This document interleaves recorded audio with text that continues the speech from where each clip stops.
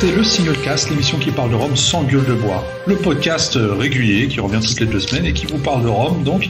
Et aujourd'hui, nous sommes en effectif réduit, mais on a quand même l'homme à la poussette qui est avec nous. Laurent, comment tu vas ?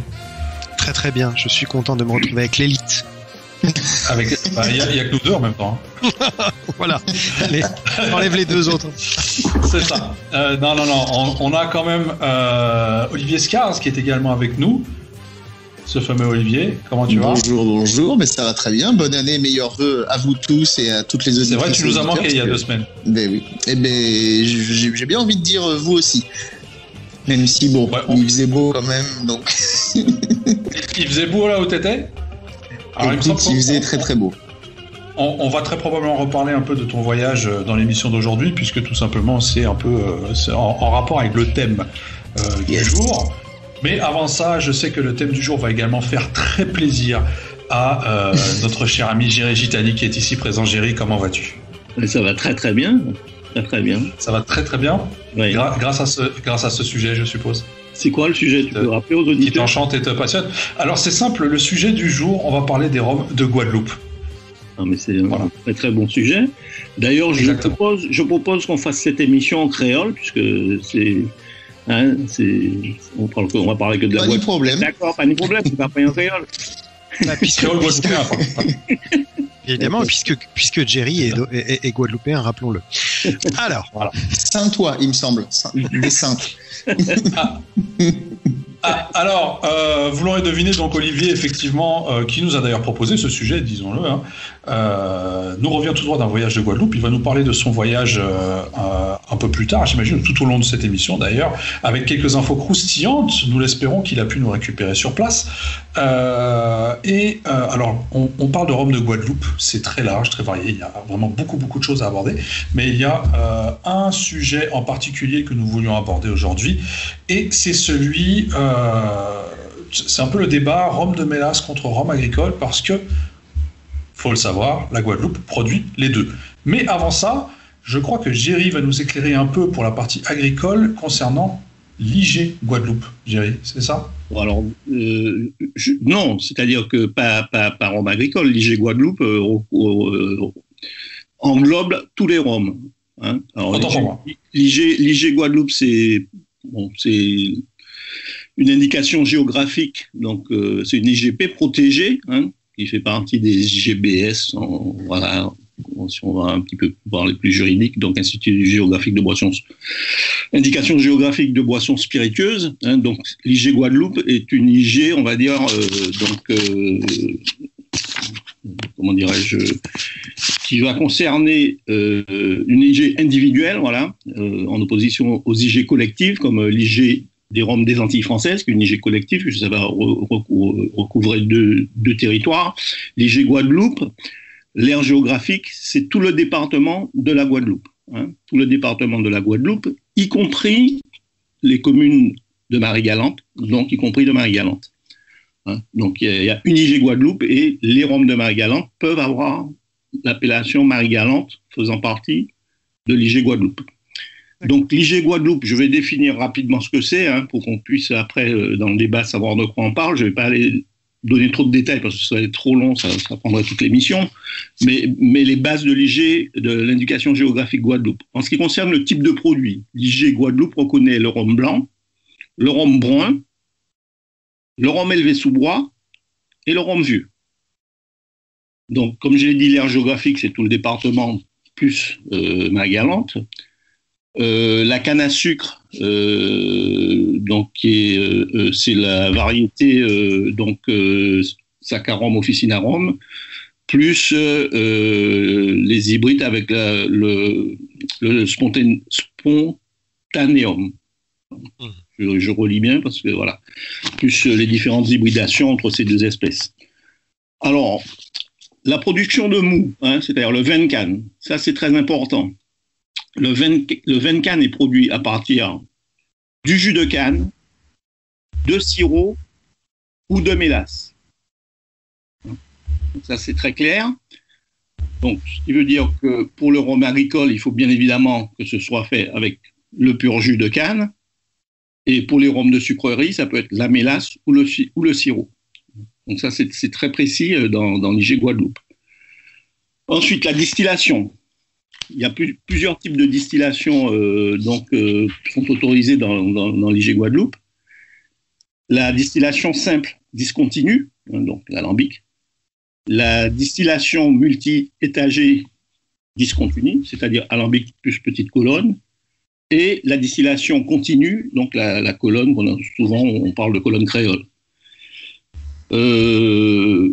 Ensuite, en ce qui concerne, une petite précision quand même concernant la distillation, il faut que le rhum distillé doit avoir un TAV, donc le taux d'alcool, inférieur à 90 degrés. Donc ça veut dire qu'on peut distiller jusqu'à 90 degrés. Voilà. Et le taux de non-alcool est pour le rhum blanc de 225 grammes par hectolitre d'alcool. Donc le TNA, le fameux TNA, donc le taux de non-alcool en fait. En ce qui concerne l'élevage, c'est-à-dire les vieillissements, le rhum blanc, il faut une maturation de 3 semaines minimum. Le rhum brun, 6 mois. Le rhum élevé sous bois, 12 mois. Et le rhum vieux, 3 ans. Voilà. Alors, l'obscuration est possible par ajout de caramel au niveau de 2% du volume. Hein. Caramel, colorant ou autre. Voilà, ça c'est les principaux. On va pas rentrer dans tous les détails juridiques parce que on va l'auditeur et puis peut-être vous-même. Mais voilà les principes. Donc on voit déjà, ça donne déjà certaines précisions. Notamment au niveau du vieillissement, de la distillation et de la matière première. Alors, par rapport à tes explications, j'ai une question, moi, qui me chiffonne un peu, c'est-à-dire que tu nous parles de rhum brun à un moment donné. Voilà. Qu'est-ce qu'on entend par rhum brun ? Justement, c'est un rhum qui aura vieilli que 6 mois. Hein, c'est à la différence d'un élevé sous bois qui est de 12 mois minimum, donc dans un contenant en bois, en chêne. Hein. Et par exemple, je pense qu'on va souvent faire des comparaisons, mais dans l'AOC Martinique, il n'y a pas rhum brun. Le minimum, c'est le rhum élevé sous bois, donc c'est 12 mois. Est-ce que c'est pas préjudiciable justement d'appeler un rhum encore par sa couleur ? Je sais que on a le cas pour les rhums en langue anglaise, hein, quand on parle de dark rum, mais de rhum foncé un peu. Ça dépend à quoi est destiné ce rhum. Si on sait que le rhum brun est destiné à la cuisine, à la pâtisserie, il n'y a pas de raison que ce soit dégradant. Simplement, il faut savoir à quoi il est destiné, pourquoi on produit ce type de rhum et pour quelle destination. Voilà. Enfin, moi, c'est comme ça que je conçois. Est-ce qu'on connaît d'ailleurs rhum brun, c'est vrai que c'est pas une appellation qui m'était connue forcément. C'est pas très commun. C'est intéressant, donc c'est entre blanc et ESB en gros. Hein. Est-ce qu'on en connaît qui produisent ça et qu'on trouve en métropole en tout cas, parce que j'imagine qu'évidemment sur place oui, mais ouais, c'est ce que j'allais te dire, parce qu'en étant passé chez Damoiseau, j'ai vu toute une déclinaison de produits, mais vraiment, je ne pensais pas qu'il y avait autant de rhums différents chez Damoiseau. Et effectivement, j'ai pas regardé toutes les contre-étiquettes, mais j'ai vu effectivement toute une palette de couleurs. Alors même si effectivement il ne faut pas s'y référer, j'imagine quand même qu'il devait y avoir ce fameux rhum brun. Je sais qu'il y a un Damoiseau Gold, qu'il y a un Damoiseau vieux forcément, et puis qu'il y en a d'autres qui sont un peu entre les deux. Donc ce serait pas impossible, ouais. Mais à part chez eux, non, là comme ça, je vois pas. Ok. Donc, tu t'es fait un line-up d'une quinzaine de rhums chez Damoiseau, quoi. Mais c'est vrai que c'est vrai qu'on trouve avec les yeux, avec l'appellation Gold souvent en Guadeloupe, ce qu'on ne trouve pas en Martinique. On ne trouve pas des rhums Gold en Martinique. Alors, du coup, Gold, ça correspond à quelle appellation dans l'IG, quoi? Dans l'IG, il n'y a pas Gold, il y a brun. Bien sûr, c'est ça. Donc, oui, il faudrait regarder. Mais écoute, voilà, c'est un truc qu'on ira faire tout à l'heure. Une bonne raison pour retourner en Guadeloupe. Voilà. Absolument, j'y vais demain d'ailleurs. Effectivement, donc c'est pas très clair en fait entre les différents termes qu'on peut utiliser et ceux qui sont préconisés par l'IG, donc que ce soit gold, rhum doré, etc. Ambré, élevé sous bois, rhum brun, et avec toutes les nuances qu'il peut y avoir entre tout ça, c'est quelque chose qui n'est pas forcément toujours évident à reconnaître. Oui, tu as raison, d'autant plus que maintenant que tu dis le mot doré, ça me fait penser à Perlaba qui a fait une cuvée aussi. Il y a un rhum doré, exactement. Ouais, voilà, doré. Étiquette noire. Exactement. Ouais, c'est vrai. Tu parles du blanc, là. Ouais. Tu parles du rhum blanc. Enfin non, qui est mis sous vieillissement. Hein, donc, non, il me semble qu'il est, il me semble qu'il est Alors, vieilli. doré, Il là, s'appelle cuvée spéciale ou rhum doré, je sais plus. C'est différent. Il y a le gold qui est le doré effectivement. Ah, c'est ça, donc c'est gold aussi, ouais. Ok. Alors, beaucoup de gens ne le savent pas forcément, c'est-à-dire que quand on parle rhum de Guadeloupe, on va essentiellement, dans la majorité des cas, parler de rhum agricole, mais la Guadeloupe produit également énormément de rhum de mélasse, voire même plus de rhum de mélasse en termes de quantité que de rhum agricole à l'heure actuelle. Ah bon? Ok. Je savais pas ça. Oui, en Guadeloupe, la production de rhum de mélasse représente à peu près, alors je n'ai pas les derniers chiffres de 2000. Entre 60 et 70%. Ouais. Voilà. Ah ouais. 30% de production, c'est le rhum de mélasse et 30% le rhum agricole. Eh ben, j'ai bien fait d'écouter cette émission, tiens. Parfait. Non, effectivement, et je pense qu'il y a pas mal d'auditeurs qui ne le savent peut-être pas. Alors après, bien sûr, ce qu'il faut noter, c'est que ce ne sont pas forcément des rhums qui sont embouteillés pour vendre comme tels. C'est-à-dire que c'est des rhums après qui pourront être vendus en vrac, soit pour la cuisine, de la pâtisserie, des trucs comme ça, pour de l'industriel. Pour des liqueurs, etc. Enfin bon, il y a tout un tas de... ou bien sinon une partie également qui est vendue à nos chers embouteilleurs indépendants. Oui. En même temps, et qui, eux, pour le coup, en profitent largement. Je veux dire, il y a beaucoup d'embouteilleurs indépendants qui sortent de manière régulière des rhums avec marqué dessus Guadeloupe et qui sont, dans la majorité des cas, des rhums de mélasse. Un peu moins maintenant quand même, mais c'est vrai qu'une époque, surtout années 80-90, l'époque aussi où il y avait la sucrerie Gardel, les distilleries aussi. Enfin, effectivement, je me souviens de beaucoup de Cadenet, des Silver Seal, pas mal de choses. Il y avait un Renegade aussi, Gardel, je crois. Et est-ce qu'on parle aussi, parce que ça, on en a vu des dizaines et des dizaines, c'est les Bellevue. Les fameux Bellevue, et qui sont les Bellevue. fameux Bellevue 98, et qui sont des damoiseaux. Oui, c'est ce que j'allais dire, voilà. Est-ce que c'est des blends, ça? Est-ce que c'est des purs jus mélasse, ou est-ce que c'est des... alors là, par contre, là, c'est dur d'avoir la réponse, je pense, à moins d'interroger. C'était de la mélasse. Pour en avoir discuté, c'est-à-dire que comme on avait sorti une cuvée confrérie du rhum, justement, Bellevue 98, il y a longtemps, donc c'est du rhum qui venait de chez Scheer, et ce rhum-là m'a été confirmé, est un rhum de mélasse. 100% mélasse, ok. C'est ça. Ok. Donc, voilà. Quand on dit Bellevue, il faut bien préciser, parce qu'il y a Bellevue, Bellevue Marie-Galante.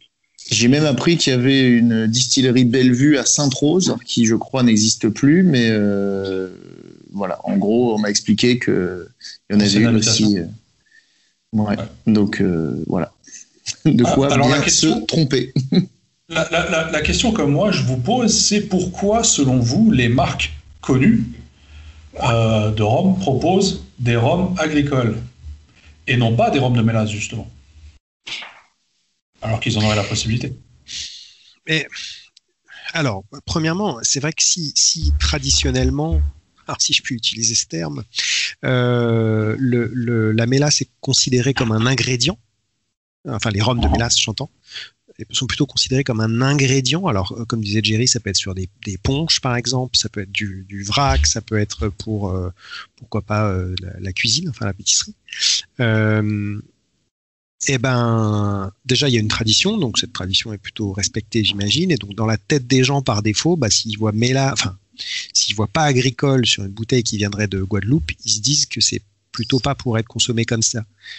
En plus, j'imagine quand même que les gens, le grand public, c'est toujours compliqué, mais les gens commencent à connaître cette notion de rhum agricole, et je pense qu'il y a clairement un côté qualitatif derrière ce terme, même si les gens savent pas forcément ce que ça veut dire, que c'est du pur jus, que c'est sur certains territoires, etc. Mais je me dis que la mention rhum agricole doit être plutôt doit projeter une bonne image du produit, Un produit plus qualitatif. Ouais, je pense. Mais ça, dans ce cas-là, ça serait vraiment auprès du public qui connaît le rhum agricole et qui en boit. Mais maintenant, imaginons, imaginons la situation qu'il y ait un producteur qui décide de faire du rhum de mélasse, qui est l'autorisation, enfin, qui a de par l'IG la possibilité de marquer Guadeloupe dessus, sans le mot agricole, et de vendre ainsi des stocks quand même beaucoup plus importants en termes de quantité, notamment à l'export. Est-ce que ce ne serait pas une démarche du coup qui pourrait être intéressante pour les distilleries guadeloupéennes? Écoute, ça le pourrait. Ouais. On voit bien que il y a déjà des distilleries qui font des blends, c'est-à-dire mélasse agricole. Hein. Ouais. Et il y a même des marques qui ne faisaient que de l'agricole qui vont commencer à faire des blends.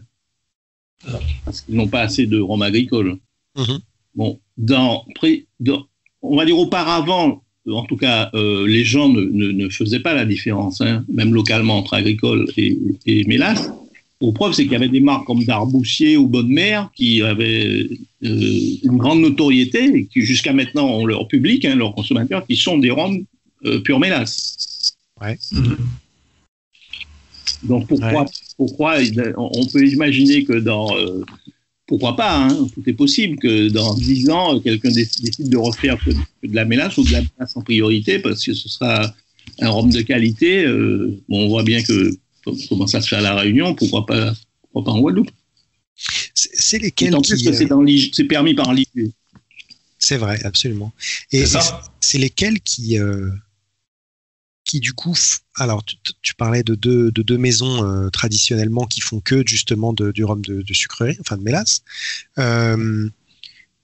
On a Damoiseau qui a fait pas mal de mélasse. Je sais pas s'ils en font encore ou s'ils vont en refaire justement. Montebello a fait aussi. Montebello a dû faire des blends aussi, non? J'ai des infos si vous voulez. Ouais. Des blends, mais Damoiseau vient de sortir Concordia, qui est un blend mélasse. D'accord. Hein, c'est une nouvelle cuvée destinée au réseau caviste. Hein, et c'est un blend de mélasse agricole. Pour le coup, moi, il y a quelque chose qui m'interpelle et bon, effectivement, on peut soulever des hypothèses et c'est toujours intéressant de le faire. Mais c'est vrai que ce serait assez intéressant d'interroger quelqu'un qui je sais pas, soit a vécu, soit a suivi, soit a fait des recherches poussées sur l'utilisation de la mélasse en Guadeloupe. Est-ce que c'était un intérêt uniquement au départ financier avec une matière première moins chère? Est-ce que c'était une question... Mais c'est pour ça qu'on t'y a envoyé, non? Alors non, parce que moi, j'avais pas cette mission en arrivant. On m'avait dit surtout profite du soleil. Donc ça, c'est l'émission. Merci Olivier, salut. Donc c'est... Au départ, c'est vrai que... Au départ, il ne faut pas oublier que tout le monde faisait du rhum de mélasse, que ce soit en Guadeloupe ou en Martinique, parce que l'industrie, c'était la production du sucre. Tout le monde faisait du rhum de mélasse. Et pour revenir à la question de Benoît, pourquoi on préfère faire de l'agricole plutôt que de la mélasse? Parce que l'agricole, c'est une particularité de la Guadeloupe et de la Martinique, bien sûr, et qu'on aura plus de concurrence en mélasse qu'en agricole. Oui. Ah oui, ça c'est intéressant. Ok. Et oui. Ouais. Tout à fait. Oui, et ce, malgré... un produit qui est unique, alors que si on fait de la mélasse, on a tous les autres producteurs en face. Bien sûr. Et ce, même si les coûts de production sont probablement... Ok, d'accord. Bon, voilà, très bien. C'est un produit spécifique, et c'est bien pour ça qu'on a une IG pour la protéger, que ce soit en Guadeloupe ou l'AOC en Martinique, ouais. IG et l'AOC, un peu différentes. Mais c'est pour protéger justement ce savoir-faire, pour protéger notre savoir-faire en rhum canne, dit rhum. Ouais, mais comme tu le disais, cette IG protège quand même aussi les rhums de mélasse guadeloupéens. Oui, parce que ça fait partie de l'IG Guadeloupe. Oui, c'est pour pas exclure non plus ceux qui... Parce que c'est aussi une façon de... Voilà, même le rhum en mélasse, il aura une teneur de temps de TNA, etc., qui sera différente des autres rhums de mélasse. Mais ils vont plus se distinguer par leur rhum agricole que par leur rhum de mélasse. Vraiment, c'est en tout cas, ce que j'ai eu comme information, effectivement, parce que moi, j'ai de mon expérience eu effectivement, sûrement comme vous tous, des dégustations avec des rhums guadeloupéens agricoles purs et durs. J'ai eu également des robes de mélasse pure et dure, et on parlait des Gardel, des Bellevue, des choses comme ça, et puis les fameux blends, mélange agricole, en tout cas pur jus et mélasse. Et moi, j'ai longtemps, et d'ailleurs je le trouve toujours, aimé cette spécificité des blends que je retrouvais finalement un peu nulle part ailleurs. Quand on avait parlé de Hamden, même si on est à des années-lumière en termes de goût, mais Hamden mélange du pur jus et de la mélasse. Mais sinon, il n'y a pas grand monde qui fait ça, à ma connaissance. Et donc, c'est vrai que voilà, moi, quand je pense à des rhums de Guadeloupe, des vieux rhums de Guadeloupe, je pense à certaines cuvées Damoiseau 80, des vieux Montebello, des choses comme ça qui faisaient des blends. Et moi, je trouve vraiment que c'est une force, que c'est une spécificité de plus. Alors, effectivement, même si j'ai pas passé toutes mes visites et tout mon séjour à essayer de retracer l'historique de l'utilisation de la mélasse en Guadeloupe, j'ai quand même posé la question à Damoiseau et à Montebello, qui sont les deux distilleries que j'ai fait cette fois-ci. C'est pas tellement d'ailleurs des questions que j'avais posées lors de mon voyage de l'année précédente aux autres distilleries de l'île. Hervé Damoiseau, lui, m'a expliqué quelque chose qui était qu'il y a eu une période finalement pas si longue, d'après lui, où il a utilisé de la mélasse et qui correspondait finalement à une période où il n'avait pas assez de pur jus, en fait, tout simplement. En fait, il s'était fait dépanner de la mélasse un petit peu par défaut, et puis moi j'aurais tendance à dire coup de génie, parce que Damoiseau 80 aurait sûrement pas ce goût-là si ça avait été un pur jus, et donc du coup voilà, moi c'est un rhum que j'apprécie tout particulièrement, donc moi je suis content qu'il ait fait ça. Et puis la discussion par rapport à Montebello était que c'était une pratique là pour le coup vraiment un peu, on va pas dire historique parce que ça remonte pas non plus à des siècles et des siècles, mais en tout cas voilà, traditionnellement ils faisaient ça. Ils l'ont fait d'ailleurs Damoiseau et Montebello a priori surtout jusqu'à la fin des années 80. Mais Jerry a raison, bien sûr, de souligner que la fameuse cuvée Concordia est un blend. Donc voilà. Et puis, en tout cas, personne n'est opposé à l'idée d'en refaire. Voilà, c'est pas un gros mot, la mélasse, c'est pas non plus quelque chose qu'ils veulent bannir. Voilà. Moi, ce que je retiens dans tout ça, Olivier, c'est surtout que dans une émission dédiée au rhum de Guadeloupe, tu arrives à nous poser le mot Hamden. Fallait le faire quand même. Si ça avait été un challenge, franchement, fallait le placer. Écoute, j'ai dit Hamden, j'ai pas dit Vélier. Et voilà, bravo. Voilà. Et maintenant tu viens de le faire. Voilà. Allez, la prochaine fois, on va faire un jingle où on va mettre tous les mots qui s'affilent comme ça d'un coup, comme ça c'est fait. Non mais ça dit, c'est quand même marrant que eux aussi fassent ça, mine de rien, parce que je vois pas ce qui les a motivés à la base à faire ça, mais bon, bref, ça c'est un autre sujet. Alors moi, je dois avouer, pour rebondir sur ton Damoiseau 80, que une version ou l'autre d'ailleurs, que c'est pas. Alors, faudrait que j'y regoute peut-être maintenant, mais c'est jamais quelque chose qui m'a emballé. Et je dois dire que, enfin, pour moi, c'est de la mélasse, quoi. J'arrive absolument pas à détecter le pur jus là-dedans, à aucun moment. Alors, ce qui n'est pas forcément un mal. Ça, je suis d'accord avec toi. Mais tu vois, j'ai presque l'impression que le pur jus n'apporte rien. Ça, il faudrait comparer. Ça, il faudrait faire on pourra jamais, blend versus versus mélasse seule. Retrouve-moi un pur mélasse de 80 qui vient de chez Damoiseau, s'il te plaît, puis on fait ça. Je pars et je reviens. Merci. En tout cas, le 52, c'est de la mélasse, c'est pas un blend. Ah, oui. 52, écoute, ça, est-ce que j'avais eu l'info là-dessus Beaucoup, c'est vrai. 53, pas 52, 53, oui. 53, oui, tout à fait. Et il me semblait effectivement que c'était un blend, mais à vérifier. Ouais, effectivement, là, j'ai plus en tête. Mais après, oui, moi, je te rejoins sur le fait de dire que quand tu goûtes le Damoiseau 80, d'ailleurs, c'est marrant parce que je l'avais pas goûté depuis longtemps, puis je me suis fait un petit sample, comme Jerry n'aime pas d'ailleurs, en vacances. Et pour l'avoir redégusté, moi, c'est vraiment des saveurs que j'aime. D'ailleurs, ça m'a rappelé toute une époque qui me paraît déjà lointaine, où j'en buvais très fréquemment. Ouais, quasiment. Et c'est vrai que j'ai vraiment pris du plaisir. Maintenant, c'est vrai que j'ai pas eu, à tort, hein, sûrement, cette réflexion de me dire est-ce que je ressens le pur jus et surtout, au-delà de le ressentir, est-ce que ça apporte quelque chose? J'ai vraiment jugé ce produit dans son intégralité sans essayer de le diviser, on va dire, ou de l'analyser de manière trop pointue, mais c'est intéressant. Et je pense que effectivement, il faudrait se poser la question et faire un test mélasse seul versus mélasse plus pur jus. Voilà. Alors, on a... oui, pardon, vas-y Laurent. Je voulais revenir à l'IG et sans faire une comparaison trop poussée avec l'AOC parce que il y a pas mal de différences. Il y a pas mal de points communs non plus. Hein, enfin, donc il y a un certain nombre de choses en commun et puis il y a pas mal de différences. Et puis moi je me suis dit il y a quand même une différence. Une des différences principales, on va dire, c'est que dans l'AOC il y a un comité qui va déguster pour savoir si le produit correspond aux normes ou en tout cas au marqueur de l'AOC.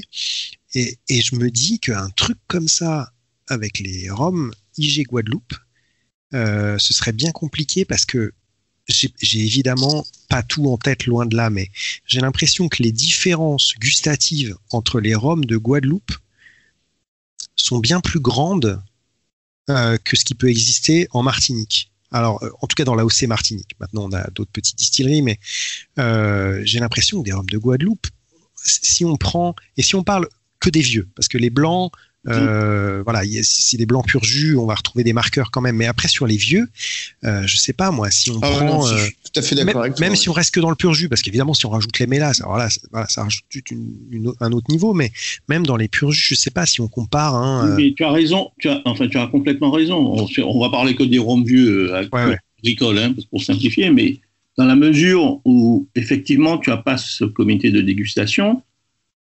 Tu as des cuvées qui passent un peu au travers, avec des goûts qui, quelquefois, tu vois, tu te dis, il peut y avoir un problème et ça passe quand même. Ça détonne un peu, quoi. Et moi, on m'a déjà, un grand connaisseur que vous connaissez, qui achète des millésimes, il m'a ramené un millésime d'une certaine marque, il m'a dit, il y a un problème là-dessus. On l'a goûté, effectivement. Ça, c'est un truc qui ne peut pas arriver avec l'AOC. Mais qui peut arriver effectivement quand tu n'as pas ce comité de dégustation. C'est expliqué Marc Sassier il n'y a pas si longtemps dans une masterclass justement que l'intérêt de ce comité, et d'ailleurs je pense que c'est l'intérêt de tous les comités de dégustation, je pense aussi au Calvados chez nous où là aussi tu as des produits mais qui sont aux antipodes et qui sont recalés parce qu'ils s'éloignent trop des standards de ce que veut imposer l'AOC. Alors certains voient ça comme une cage, dorée en l'occurrence, mais d'autres au contraire trouvent que c'est très bien pour justement qu'on sache ce qu'est un rhum AOC Martinique ou un Calvados AOC Pays d'Auge. Et donc voilà, bon, après, les deux, on va dire, arguments peuvent s'entendre, mais je rejoins tout à fait Jerry et toi aussi Laurent là-dessus, sur le fait qu'en Guadeloupe, par contre, c'est vraiment hyper différent. Le spectre est très très large, quoi. Et j'imagine, Jerry, que tu voulais parler des pères là-bas. Parce que, enfin, si tu penses. Non, je voulais pas donner de nom, mais. On a dit qu'on citait pas de marque. Je les ai goûtés aussi à une époque, c'était quoi, 85, 97, j'en oublie un. 82. Problème, Et le 82, oui, qui a un goût de savon, effectivement. Ouais, c'est ça. De lessive, de savon, il y avait un truc vraiment étrange. De pec citron. Je l'ai goûté à Prague, tiens, d'ailleurs. Ouais. J'étais bien emmerdé pour expliquer à la serveuse qui, globalement, faisait que le servir.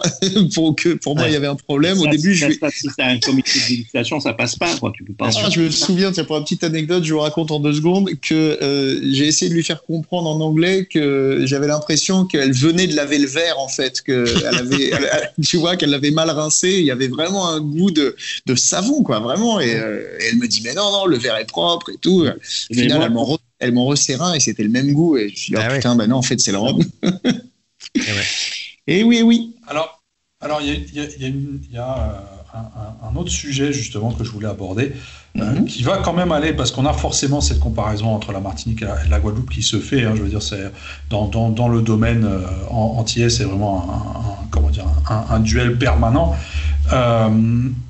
On on voit clairement qu'il y a, alors moins, comme vous l'avez précisé, chez les rhums blancs, qui sont, que ce soit d'un côté comme de l'autre, très qualitatifs et qui ont des marqueurs vraiment très prononcés. Voilà, on peut dire qu'il n'y a pas beaucoup d'écart en termes de qualité et que c'est à un seul niveau. Par contre, on note des écarts très très importants, du moins pour beaucoup de gens, entre la Martinique et entre les rhums vieux de Martinique et les rhums vieux de Guadeloupe.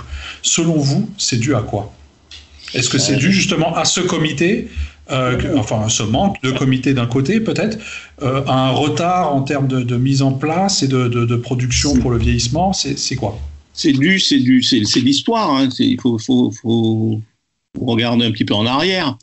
La Martinique avait, je veux dire, le rhum vieux en Martinique date d'il y a très longtemps, hein.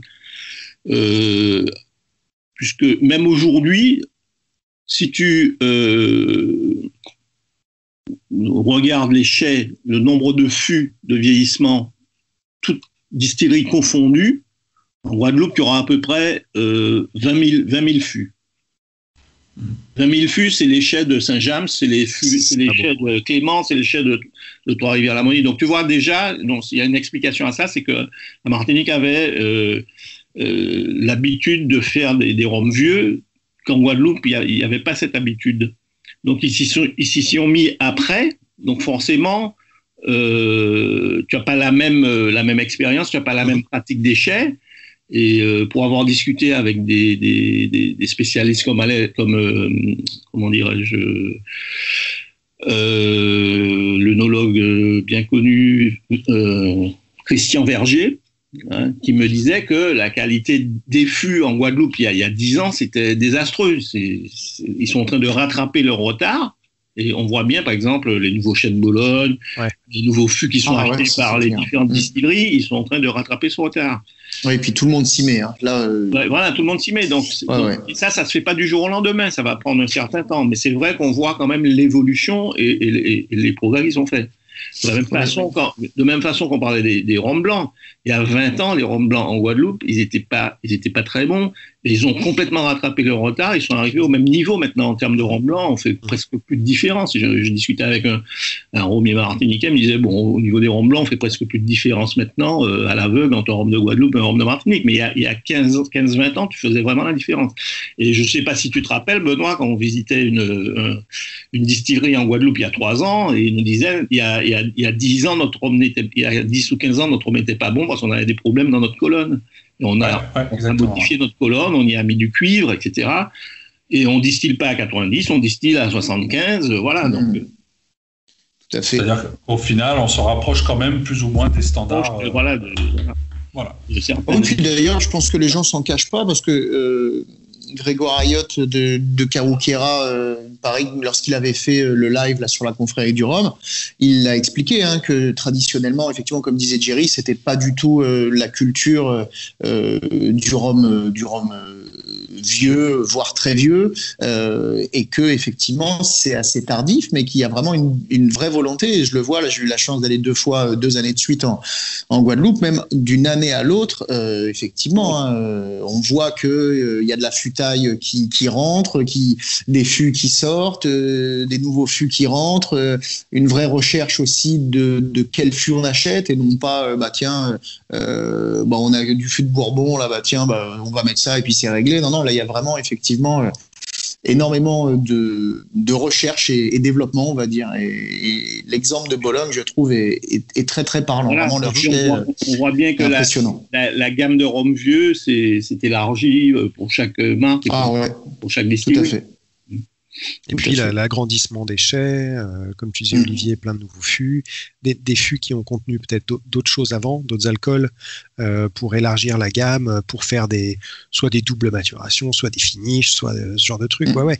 Mais c'est intéressant ce que tu dis, Jerry, parce que ils ont eu du retard, maintenant ils le rattrapent, mais je ne sais pas s'il y aura cet effet de rattrapage aussi rapide ou même s'il y aura jamais un rattrapage. Non, parce que le vieillissement, il prend du temps. Exactement. C'est très différent du rhum blanc. Et l'expérience. Et moi, le risque, c'est que certains veulent aller trop vite. Et on sent chez certains qui nous sortent, je veux dire, des blends d'âge, pas de rhum, mais d'âge. Et on sent que ça manque un peu de vieillissement. Hein.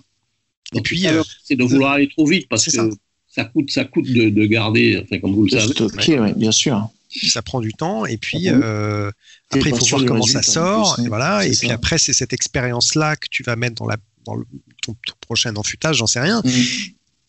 Et tout ça, pendant ce temps-là, en Martinique, eux, ils continuent. C'est-à-dire que je ne sais pas s'il y aura un rattrapage à un moment. Voilà, je pensais comme ça. Oh, je pense que ça risque de se resserrer, mais ça va prendre un moment, je pense quand même. Alors, je tenais quand même à mettre en avant quelques chiffres avant de passer à ma question suivante. La Guadeloupe, c'est 6 à 700 000 tonnes de canne à sucre récoltées par an. Ça représente environ 40 000 hectolitres d'alcool pur par an en production en termes de rhum agricole. Et ça fait d'elle le deuxième plus gros producteur de rhum agricole après la Martinique, avec 31% de la production de rhum agricole en France, donc dans toutes les îles françaises, sachant qu'à côté, on a la Martinique, elle, qui fait 64% de rhum agricole, et les derniers 5% sont essentiellement à La Réunion et en Guyane. Voilà. Mais ça m'amène à la question suivante, c'est celle des contingents. C'est-à-dire qu'on a depuis pas mal d'années maintenant les producteurs de rhum, les rhummiers guadeloupéens qui souhaitent de manière assez prononcée une augmentation des contingents en dénonçant une certaine inégalité avec la Martinique, justement. Est-ce que cette dénonciation, selon vous, elle est justifiée ? Ou quel est votre sujet ? Quel est votre avis sur cette question ? Justement, mais le contingent, c'est sur le rhum de Guadeloupe. Appellation rhum de Guadeloupe. Et ce que rétorquent ceux qui protègent les rhums de la Martinique AOC, c'est que dans l'IG Guadeloupe, tu as du rhum de mélasse. Oui. Donc ça voudrait dire que les contingents, ils représentent pas le même type de rhum, tu vois. C'est là qu'il y a le débat. Thierry ou Benoît ou qui que ce soit, est-ce que vous pouvez rappeler ce que c'est les contingents d'ailleurs ? Parce que je pense que tout le monde ne comprend pas bien ce que c'est. À commencer par moi. Allez-y les gars. Allez Benoît. Alors les contingents, c'est tout simplement une partie de la production donc qui aura la possibilité d'être exportée vers la France métropolitaine et sur laquelle il y aura tout simplement moins de taxes qui seront à payer pour faire simple. Et une fois que cette quantité est dépassée, là, les taxes reviendront normales pour tout ce qui sera exporté par la suite. Voilà, c'est une législation, une règle qui avait été mise en place pour aider les producteurs de rhum des colonies à l'époque. Et donc la Martinique a toujours eu puisqu'à l'époque la Martinique produisait beaucoup plus de rhum, donc avait eu dès le départ des contingents plus importants. Et ces contingents étaient reportés sur les distilleries de rhum agricole et depuis la AOC, donc sur les rhums AOC. Donc alors, les Guadeloupéens disent, nous on produit beaucoup de rhum, pourquoi on ne pourrait pas avoir autant de contingents qu'en Martinique par exemple. Et les Martiniquais répondent, oui mais nous on fait du rhum AOC et dans nos rhums il n'y a pas de rhum de mélasse, donc voilà quoi. Mais alors ce que je comprends pas, on s'est battu pour ça, pourquoi on va laisser les autres avoir le même... Oui, mais là où je comprends pas, alors je me souviens que je crois que c'était il y a 1 an, quelque chose comme ça, qu'il y a eu un gros dossier sur Rhum Porter, justement sur les contingents, qui était très détaillé, très bien expliqué. Malheureusement, j'ai eu le temps de le lire, de m'en souvenir, puis d'en oublier une bonne partie. Mais j'ai du mal à comprendre pourquoi les deux îles s'opposent, si au final c'est une discussion et un bras de fer avec l'État français. Au final, rien n'empêche. C'est-à-dire qu'ils se partagent le gâteau. C'est-à-dire que c'est l'État français qui détient le gâteau à partager entre les deux îles, et les deux îles veulent forcément la plus grosse part. Bien sûr, mais donc pourquoi ne pas demander à l'État français d'avoir plus de contingents, un contingent plus important pour la Guadeloupe, sans que ça n'entache ce qu'a déjà la Martinique, en fait. C'est ça que moi, t'agrandir le gâteau, en quelque sorte. Exactement, tout à fait. Ils ont agrandi le gâteau, mais les proportions sont restées les mêmes à l'intérieur de ce gâteau. Ah merde, ah oui. Je comprends que les Guadeloupéens ne soient pas très contents. Ou un tout petit peu augmenté pour la Guadeloupe, mais pas suffisamment à leur goût. Ouais, je comprends. Ok. En tout cas, diviser pour mieux régner. Le fait d'augmenter ça, c'est toujours aussi bien fait, ça. Le fait d'augmenter le gâteau en soi ne résout pas le problème de fond en fait qu'il y a derrière. Alors maintenant, est-ce que la solution résiderait derrière le fait de pratiquer le contingentement que sur les rhums agricoles, mais du coup, ça pénaliserait effectivement toute la production de rhum de mélasse qu'il y a derrière. Absolument. Donc c'est un problème assez délicat à ce niveau-là, hein, quand même. Ouais. C'est clair. Ouais. Donc voilà.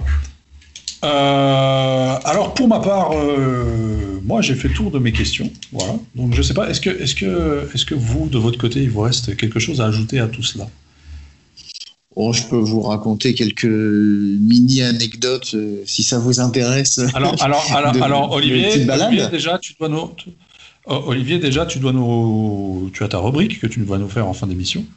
Oui, c'est vrai, tout à fait. Et une petite anecdote qu'on peut quand même aborder là récemment et dont on va te poser la question justement, puisque c'est notre chère Christine qui nous a un peu mis sur la voie, c'est qu'est-ce qu'on peut attendre de la situation des Roms Libération pour la suite? Qu'est-ce qui se passe? Où est-ce que ça en est? Est-ce que tu peux un peu nous résumer la situation et nous dire Oui, alors j'ai eu un peu comme tout le monde. Répète juste peut-être ce que c'est les Roms Libération pour ceux qui ne connaissent pas. Alors, Libération sont des rhums qui sont produits sur Marie-Galante, initialement sur une collaboration triple entre Biel d'un côté, Vélier via Luca Gargano d'un autre et Gianni Capovilla pour une troisième partie. Une collaboration qui, pour l'instant, s'est soldée par quelques cuvées. Si je dis pas de bêtises, 1, 2, 3, 4, 5, 6, 7, 8, 9, 10, 11 cuvées en tout pour l'instant, si je ne m'abuse, et qui ont la particularité d'être distillées par un alambic Muller, si je dis pas de bêtises non plus, et d'être vieillis dans des fûts de Château Yquem. Voilà, bon, c'est pas écrit Château Yquem, mais globalement il y a écrit fût de très grands sauternes. Bon voilà, et puis en off on t'explique que c'est les Châteaux Yquem, mais forcément, heureusement, peut-être pour Château Yquem ils n'ont pas le droit de le noter dessus, sinon voilà, ça serait un peu compliqué. Donc voilà. Ce qu'est Libération. Et puis l'autre particularité, c'est que ils ont fait le choix de mettre une année qui correspond à la date de mise en bouteille, c'est-à-dire en gros de la libération du rhum, ce qui en fait du coup ne correspond pas à un millésime dans le sens où on le connaît, à savoir l'année de la distillation en fait. Là ils ont pris la chose à l'envers. Voilà. Est-ce que c'est légal, pas légal, j'en ai aucune idée. Et à vrai dire, je m'en moque un peu. Mais c'est vrai que c'était assez marrant lorsque c'est sorti au début, puisque tout le monde s'est planté et comprenait pas. Il disait, mais comment c'est possible? Je comprends rien. Comment le rhum peut avoir 3 ans alors que c'est écrit que c'est le millésime de cette année? Enfin bref. Alors justement, voilà, dans l'IG Guadeloupe, le millésime, c'est pas défini. Ah, d'accord. Bah voilà alors. Voilà l'explication. Et voilà l'explication. Et donc en gros, donc jusqu'alors cette petite collaboration à 3, ce ménage à 3 si je puis me permettre, fonctionnait très bien. Et puis un jour, bon les avis ont divergé. J'ai eu confirmation, alors sans faire mon journaliste people, mais qu'il n'y a pas d'animosité franche entre les uns et les autres. Hein. Lorsque j'ai visité Biel à nouveau l'année dernière. Voilà, on m'a confirmé qu'il n'y avait aucune animosité, que c'était après des choix de stratégie et autres qui font qu'à un moment donné, on arrête de travailler ensemble, quoi. Et du côté de Vélier, on m'a tenu à peu près le même discours, donc tant mieux si tout le monde s'entend encore très bien. Hein. C'est quand même les violons sont accordés, c'est très bien. Voilà, exactement. Et puis, à partir de là, a démarré un feuilleton de est-ce que les Roms Libération, c'est terminé, tout en sachant qu'il y a aussi une autre gamme à côté dont il faut parler, qui est la gamme Rom-Rom, qui correspond effectivement au même processus, mais blanc, donc de rhum blanc. Et donc la question était, est-ce que tout ça est terminé pour de bon ou pas ? Ça fait mine de rien maintenant quelques années, j'aurais bien tendance à dire 3 ans, que mais pour l'instant on en est un petit peu au même point. Donc on voit pour les gens qui scrutent les réseaux sociaux et les différents groupes d'amateurs de rhum sur Facebook qu'il y a des choses qui sont dites, qu'il y a des rumeurs qui sont colportées. De temps en temps il y a des choses avérées qui sortent, notamment par le biais de principal intéressé Luca Gargano de Vélier. Et là, les choses se sont un petit peu accélérées en 2019 avec la présentation Whisky Live d'un rhum. Voilà, rhum 2019 qu'on a pu déguster. Et effectivement, puisqu'il n'y a pas eu le Whisky Live 2020, en tout cas sous la forme physique, on n'a pas pu voir la version 2020 parce que finalement cette fameuse version 2019 n'est pas sortie. Donc on s'attendait à ce qu'elle sorte en 2020 et finalement ce qui a été dit c'est que elle devait sortir en 2020. Le Covid a fait que il sortira en 2021, mais en gros voilà. Donc ce sera quand même un 10 ans là pour le coup. Donc c'est le plus vieux embouteillé Libération. Et puis donc quid de la suite? Il a été, là encore, il y a eu pas mal de petites rumeurs, de petites choses. En tout cas, ce qui est sûr, c'est qu'il y a des fûts de Libération chez Caro-Queyras. Ça a été dit, ça a été confirmé, ça a été pris en photo et ça a été complètement rendu public. Et puis, pour ce qui est de l'alambic Muller, il paraîtrait qu'il aurait déménagé du côté de la distillerie Poisson, à savoir chez Perlaba. Les dernières infos que j'ai, c'est qu'il n'était pas monté il y a encore 15 jours, puisque des amis qui y sont allés et qui se sont volontairement perdus dans la distillerie à la recherche de l'alambic pour voir s'il était dans un coin ou pas. Et a priori, il n'était pas monté. Mais les infos qu'on a eues là ce soir, dans notre comité de rédaction, on va appeler ça comme ça, et que ça y est, il serait en phase d'être monté. Et donc, le fameux rhum, à savoir le rhum blanc, devrait de nouveau couler à flot. Donc ça, c'est une très bonne nouvelle parce que je pense qu'on peut s'accorder à dire que les deux rhum, que ce soit la boîte et l'étiquette orange ou la boîte et l'étiquette verte, sont vraiment des grandes réussites et commençaient à se faire très très rares, quoi. Et donc les prix commençaient à monter de manière exponentielle, quoi. Donc voilà ce que je peux te dire, mon cher Benoît, sur tout ça. Parfait, je te remercie, on te remercie pour ça et donc pour cette petite... en fait, j'aime bien les petites rubriques comme ça fait un peu rubrique closer, tu sais, avec des on-dit, des commérages, des trucs. Faudrait nous faire des petites enquêtes comme ça plus souvent, tiens, c'est une idée.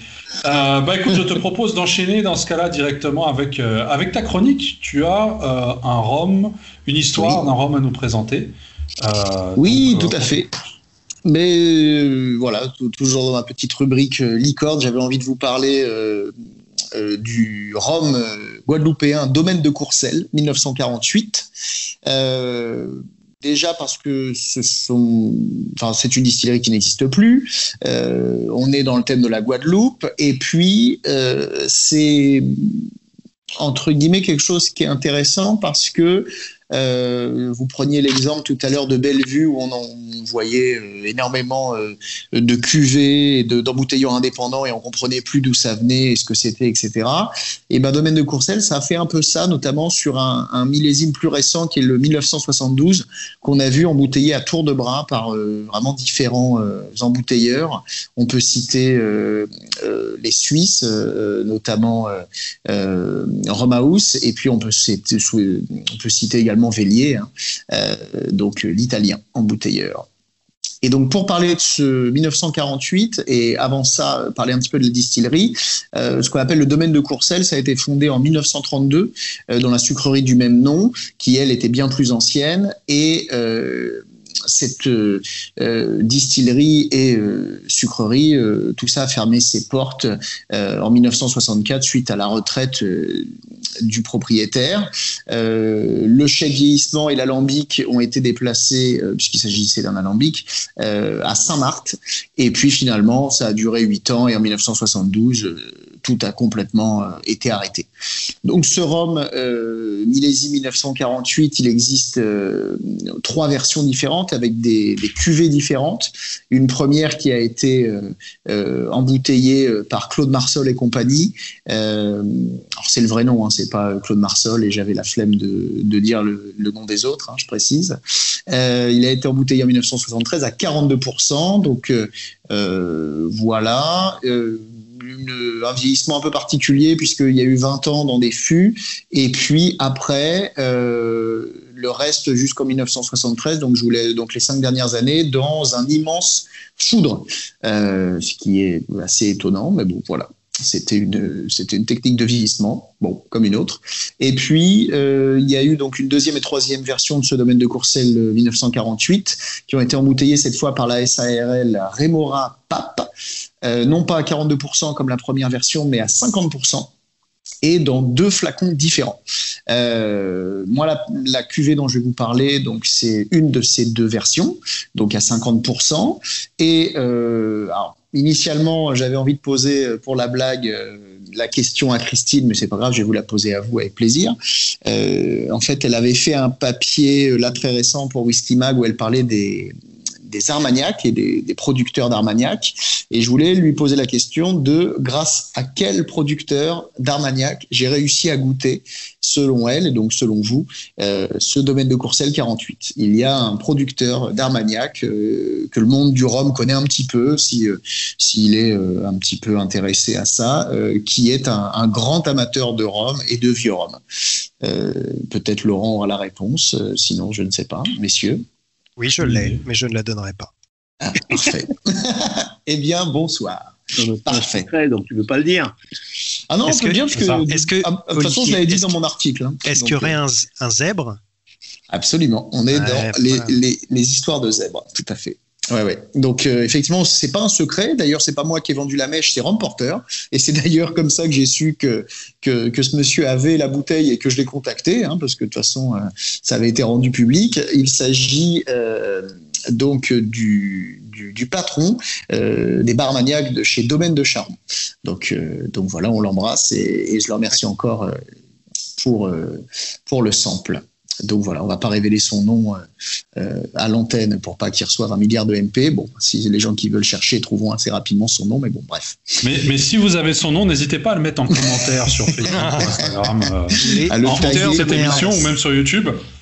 Je crois que c'est JPB, hein, si je ne dis pas de bêtises, ses initiales. Non mais arrête maintenant. Et que son nom de famille peut être associé à un... Non, je rigole. Bon, bref. Donc voilà le truc. Absolument. Et la réponse est un zèbre, tout à fait.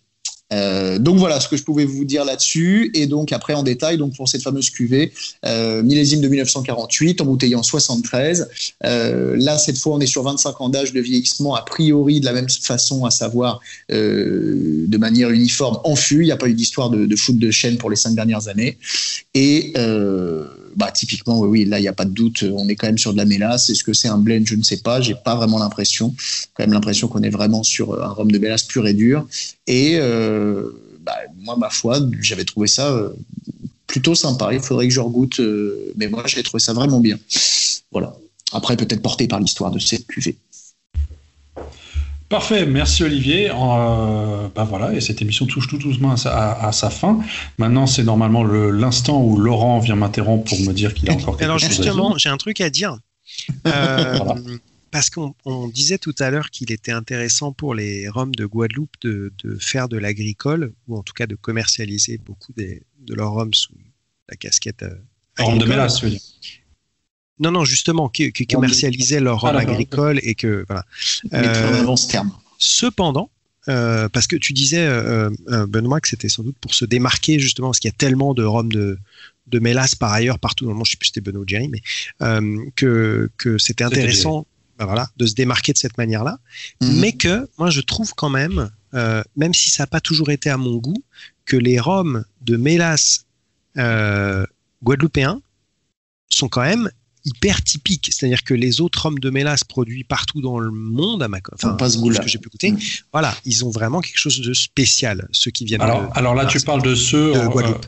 Là, tu parles de ceux de Guadeloupe embouteillés par les embouteilleurs indépendants. Exactement. Est-ce que du coup, ce goût atypique ne serait quand même pas dû à une partie de vieillissement continental? Ah bah vu qu'on n'a sans doute jamais goûté des intégralement vieillis sous les tropiques, ouais. Mais si ça se trouve, c'est ça. Moi, je pense que même ceux qui sont vieillis là-bas, si tu prends une cuvée Godefroy de Bellevue-Marie-Galante qui est de la mélasse, c'est vraiment autre chose que les autres rhums de mélasse. D'Arboussier. Bonne Mère, qui sont des rhums pure mélasse, produits et vieillis localement, ils ont effectivement leur typicité. Ouais. Et si on pense à ceux, comme tu dis, qui doivent venir de chez Cher, avec tous ces Bellevue 98, avec quand même certaines différences de l'un à l'autre, ils ont quand même une intensité et un profil qui sont tout à fait uniques, quoi. Donc même si voilà, ils font peut-être du pur jus. Absolument. Ils font peut-être du pur jus pour se démarquer de la production mondiale, en gros, mais ils pourraient avoir leur carte à jouer vu que c'est un profil tout à fait particulier et unique. Voilà, j'en ai fini de t'interrompre, Benoît.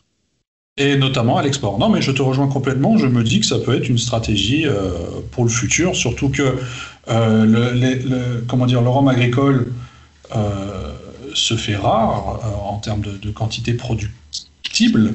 Ouais. Tout simplement, et que du coup, il y a peut-être d'autres solutions à fournir à ce niveau-là pour résoudre ce problème, du moins du côté de la Guadeloupe. Voilà. Merci pour cette interruption, comme dans chaque émission.